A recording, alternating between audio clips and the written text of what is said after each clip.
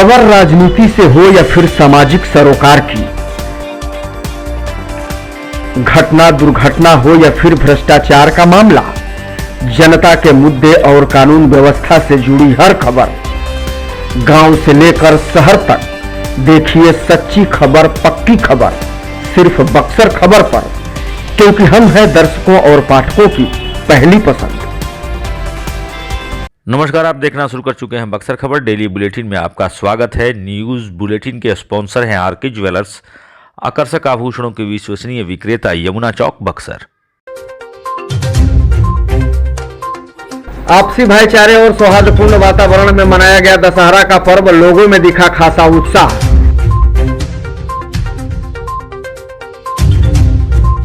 आपसी वर्चस्व में गोलीबारी, एक शख्स की मौत, अन्य 2 घायल, पुलिस छावनी में तब्दील हुआ इलाका। निकाय चुनाव को लेकर कोर्ट के फैसले के बाद बीजेपी ने साधा सरकार पर निशाना, मुख्यमंत्री को बताया जिम्मेवार। और विजयदशमी के दिन अश्विनी चौबे ने ली तेजस्वी नीतीश पर चुटकी, कहा महागठबंधन का रावण अभी मरा नहीं। खबरें विस्तार से के प्रायोजक हैं Allen Solly, PP road, church market, Buxar. Kamdhenu Nex, नए जमाने की मजबूत सरिया। जिंदल पैंथर सीमेंट एवं सरिया के मुख्य विक्रेता गंगा सागर बिल्डिंग मटेरियल, गोलंबर, बक्सर एवं सिमरी। संपर्क करें नीचे दिए गए इन नंबरों पर। जिले में दशहरा पर्व शांति और सद्भावपूर्ण तरीके से मनाया गया। कोरोना काल के बाद इस बार दुर्गा पूजा को लेकर लोगों में खासा उत्साह देखने को मिला। मेला घूमने के लिए लोगों की भारी भीड़ जुटी। इस दौरान सड़कों पर पैर रखने तक की जगह नहीं मिली। विजयदशमी के साथ दशहरा पर्व का समापन हो गया। खासकर जिला के किला मैदान में रावण वध कार्यक्रम का आयोजन किया गया, जिसमें इस बार 45 फीट का दिल्ली मॉडल रावण को जलाया गया। इस दौरान किला मैदान में लोगों की अपार भीड़ जुटी। मौसम खराब होने के बावजूद भी लोगों के उत्साह में कोई कमी नहीं दिखी और काफी तादाद में लोग रावण वध देखने के लिए जुटे। इस दौरान प्रशासन की तरफ से सुरक्षा के पुख्ता इंतजाम किए गए थे और भारी संख्या में पुलिस बलों की तैनाती की गई थी। खुद मौके पर जिले के डीएम, एसपी और अनुमंडल पदाधिकारी के अलावे तमाम अधिकारी मौजूद रहे, जिनके निर्देशन में रावण वध कार्यक्रम का शांतिपूर्ण तरीके से समापन कराया गया। इस दौरान डीएम, एसपी और अनुमंडल पदाधिकारी ने जनता को अपना संदेश दिया। सबसे पहले तो जो बक्सर के जितने भी वासी हैं सभी को विजयदशमी की हार्दिक शुभकामनाएं। ये कोविड पीरियड के बाद जो है ये पहला जो है दशहरा जो ये धूमधाम से मनाया गया है। और सबसे जो मुख्य इसमें बात रही है कि लोगों के द्वारा जो है भीड़ में वो संयमित भी रहकर जो है अपना एक अच्छे जो नागरिक होने का भी परिचय दिया गया है। इसके लिए जिला प्रशासन से उनको धन्यवाद भी देता है। और जिस तरह से मौसम का ये हाल बना था, हम लोगों की बारिश हो रही थी, लगातार आप लोगों के जो है वो प्रचार प्रसार के कारण जो है वो काफ़ी संख्या में लोगों की सहभागिता हुई है। और जिला जो है इसी जो हम लोग का उत्सव हम लोग मना रहे हैं, त्यौहार मना रहे हैं, इसको आगे हम लोगों को करना है, क्योंकि कहीं न कहीं ये जो हमारी इकोनॉमी होती है उसमें भी इसका कंट्रीब्यूशन होता है। और साथ ही साथ जो है लोगों को जो है एक अपनी जो बिजी लाइफ होते हैं उससे एक थोड़ा सा हट के कुछ और करने को भी मौका मिलता है। तो इस तरह का उत्सव माहौल होता रहे, बक्सर जो है आगे बढ़ता रही, हम लोगों की शुभकामनाएं। भीड़ काफ़ी थी। सबसे पहले विजयदशमी को पूरे शहरवासियों को आपको ढेर सारी शुभकामनाएं। हम लोगों के जितने भी आप लोग के प्रयास है, जनता के प्रयास है, हम लोगों के जो प्रशासनिक पदाधिकारी, पुलिस पदाधिकारी के प्रयास है, मौसम खराब होने के बावजूद भी जो है रावण वध का हम लोगों ने सफल आयोजन अभी किया है। भीड़ अभी डिस्पर्स हो रहे हैं। अभी हम लोग सतत निगरानी रखे हुए हैं और उम्मीद करते हैं कि जो 4 दिन हम लोग का बीता है और आने वाला जो दिन है, जो विसर्जन का महत्वपूर्ण दिन है, वो भी हम लोग शांतिपूर्वक कर लेंगे।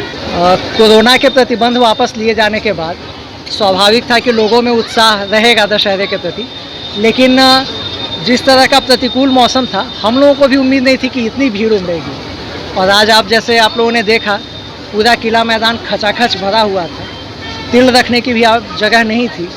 तो ऐसे में लोगों ने भरपूर आनंद उठाया और बहुत अनुशासन का परिचय दिया बक्सर की जनता ने। हम लोग सभी उनके कृतज्ञ हैं और सफलतापूर्वक संपन्न हुआ आज दशहरा पर्व रावण वध के साथ। मैं पुनः एक बार जिले वासियों को इसकी शुभकामना देता हूँ। बक्सर के औद्योगिक थाना क्षेत्र अंतर्गत खुटहा पंचायत के मझरिया गांव में उस वक्त अफरा तफरी का माहौल कायम हो गया जब आपसी वर्चस्व को लेकर जमकर गोलीबारी हुई। इस घटना में एक तरफ जहां खुटहा पंचायत के पूर्व मुखिया धर्मेंद्र सिंह की मौत हो गई तो वहीं इस गोलीबारी में 2 अन्य लोग घायल हो गए जिनका इलाज जिन्नी अस्पताल में चल रहा है।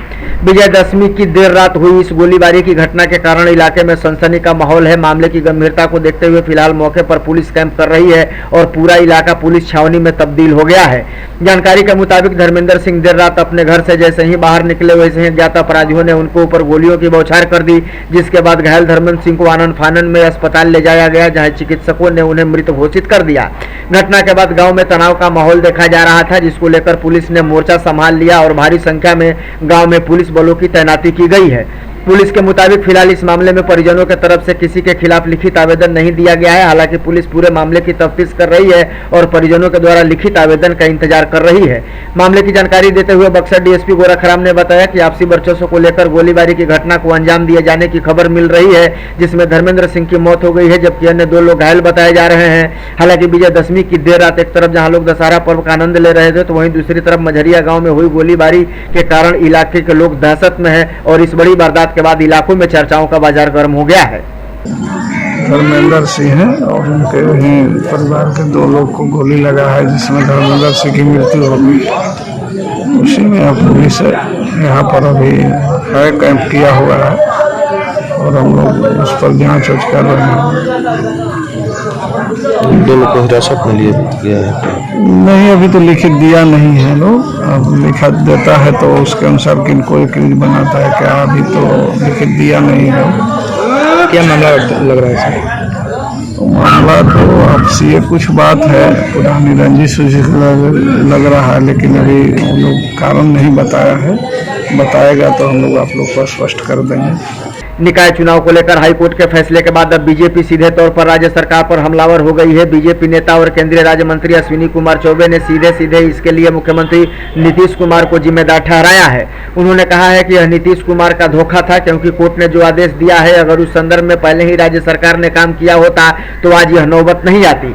इसलिए आज जो नौबत आई है उसके लिए राज्य सरकार जिम्मेवार है। उन्होंने सीधे तौर पर मुख्यमंत्री को इसके लिए जिम्मेदार बताया और जनता के साथ धोखा करने का आरोप लगाया। हालांकि उधर दूसरी तरफ जेडीयू इस मसले को लेकर बीजेपी के खिलाफ बिहार के तमाम जिलों में मुख्यालय पर धरना देने का फैसला लिया है। साथ ही साथ इसको चुनौती देते हुए सुप्रीम कोर्ट जाने की बात कही है।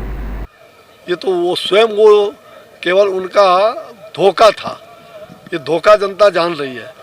और सुप्रीम कोर्ट हो या हाई कोर्ट हो, मैं उच्च न्यायालय के उस निर्णय को जो उन्होंने बताया है, मैं चाहूँगा कि उसके आलोक में अगर राज्य सरकार पहले से काम किए करती तो शायद ये नौबत नहीं आता। ये नौबत आने का मुख्य कारण राज्य सरकार ही है और ये जानबूझ करके इन्होंने ये नौबत लाया है। ये नीतीश कुमार मुख्यमंत्री जी ही उसके दोषी हैं। बाबा एक सवाल, मौका चाहे जो भी हो, नेता किसी न किसी बहाने अपने दिल की भड़ास निकाल ही लेते हैं और विरोधियों पर निशाना साधने से नहीं चूकते।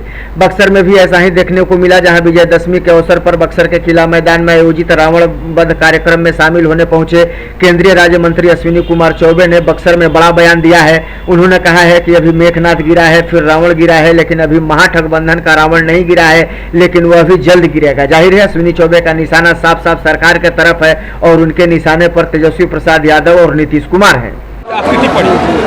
अरे भाई, एक विकेट गिरा था ना अभी मेघनाथ का, दूसरा विकेट रावण का, तो अभी रावण बाकी है, महागठबंधन का रावण भी गिरेगा।